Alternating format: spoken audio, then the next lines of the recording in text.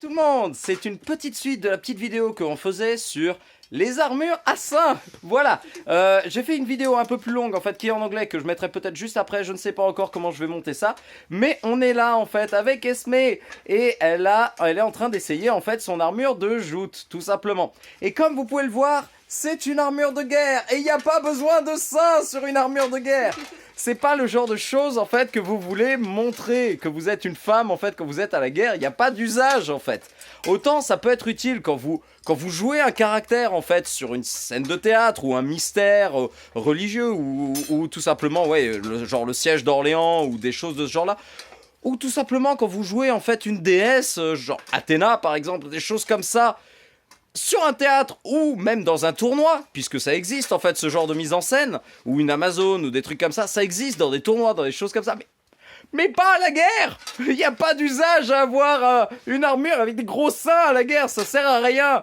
Esme en fait est clairement une fille, hein, je pense qu'on est tous d'accord, et plutôt une très jolie fille, et du coup, comme vous pouvez le voir, il n'y a pas besoin d'accommoder en fait avec une armure avec des boobs pour que on respecte en fait sa féminité. On a respecté en fait le look très féminin de sa morphologie, mais ça se joue pas en fait sur le fait de mettre d'énormes boobs comme dans un jeu vidéo. Ça se joue en fait sur le fait qu'on va souligner la taille, c'est vraiment important, et c'est le ratio entre la taille et les hanches qui va donner une touche de féminité très importante parce que les filles sont pas faites comme nous en fait. Et de la même façon, les seins, à partir du moment où vous avez une armure, une cuirasse à l'italienne, qui est très bombée pour... une cuirasse histo, c'est bombé, mais c'est genre vraiment bombé. Tout simplement pour qu'il y ait de l'espace entre vous et la cuirasse, et puis pour déflecter au mieux, etc. Donc, si vous l'ajustez un petit peu en fait, et que vous avez pris ça en compte, en fait, la taille de son bonnet et tout ça, et que vous avez créé la cuirasse en fonction...